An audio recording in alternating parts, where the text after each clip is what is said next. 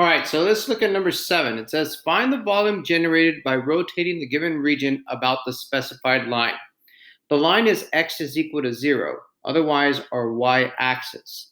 But this one's a little bit different. Notice how they are labeling R1, this is that shaded region. It's not the thing that's bounded between these two functions. And we have x squared for this function here. And then this straight line, we have y is equal to x. So normally what we're used to revolving R sub 2, that area, we're actually not going to look at that this time, okay? We're going to find R sub 1. We're going to rotate it about, again, x equals 0, otherwise the y-axis, okay? So let's go ahead and go to the picture. So we have x squared is our first function. So let me go ahead and draw that real quick. So we have it coming out like here, and going out. And then we have this one way over here. And then we have in blue, our y is equal to x. So that we have a straight line looking something like this 45 degree, okay? So if I were to go to my picture now, let's go ahead and put arrows on that one too, and shade the bounded region, I'm used to rotating that about a certain axis. This shaded region in orange, that's what I'm used to doing. But this one, it's not looking for that to rotate. It's actually looking for this, where these intersections occur. We're going to kind of go straight over here, and we're going to create this blue region right here that's going to rotate about, so it's going to come out of the page and then rotate about x is equal to 0, aka otherwise the y-axis, okay?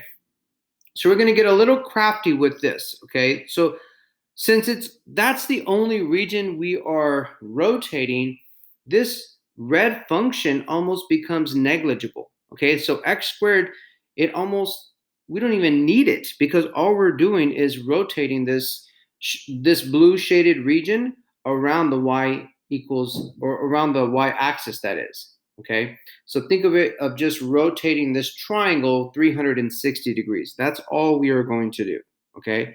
So let's go and highlight our axis of revolution, which in this case is the y-axis. So I'm going to go ahead and highlight that. And again, we're revolving this blue shaded region about this y-axis. And you can see this blue shaded region touches that axis of revolution the entire time, okay? So it's going to be a disk method. So it'll be pi r squared. So pi r squared. And then because it's going to be revolving around the y-axis, these are horizontal slices. This is going to be dy, okay? So let's go ahead and do our limits of integration, okay? We're going to find the high and the low as far as the y values are concerned, okay?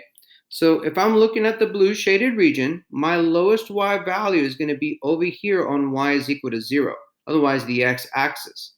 And it's going to go, so here that is, it's going to go all the way up to whatever that y value is right here, okay? So I do need to use this blue function just to find the intersection between x squared and x, okay? So, because I'm trying to find what is this point as far as xy, because I need that y value, okay? That y value is going to go here from my upper bound. That's what I need right here. Okay, so just put x squared is equal to x. Therefore, let's move it. Let's not divide by x. Remember, when you have in standard form ax squared plus bx plus c, and you're given the x squared and the b and the x value, you must set it equal to 0 so that you can GCF and not forget that you actually have two zeros here. You have 0 and 1. Okay, so the 0 is back over here where we're starting off at, okay?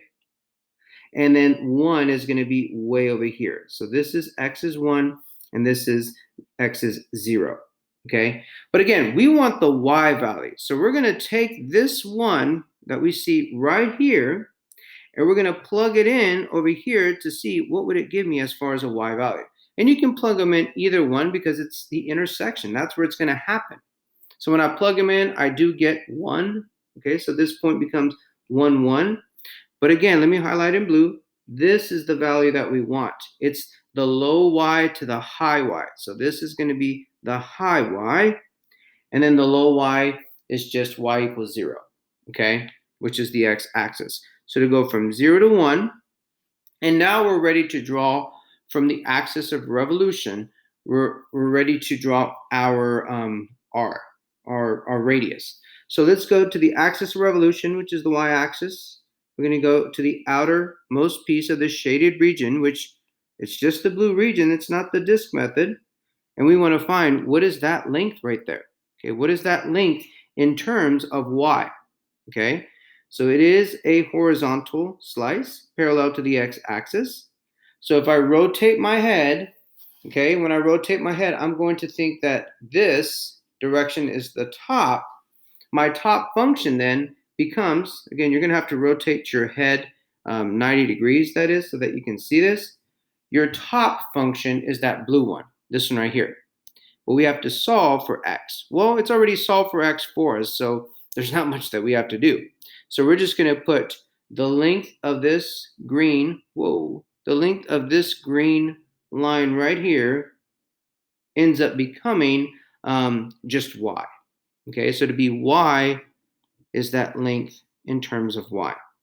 Okay, so we have from 0 to 1, pi r squared, and since we never needed this function as far as this shaded region over here in orange, we never needed to work with that because we're only looking at from the Webassign of rotating r sub 1. Okay, so let's go ahead and put this into the calculator and see what we get. So we have pi, and it's going to be multiplied by the integral from 0 to 1. It is in respect to y, so therefore the equations have to be in terms of y. And that function that it's touching, that blue function back here, which is that linear piece, is going to be y all by itself. Okay, so my answer would be pi over 2. So let's go ahead and write that out. This is the volume. It's going to be pi over 2 units cubed. All right. And that is it.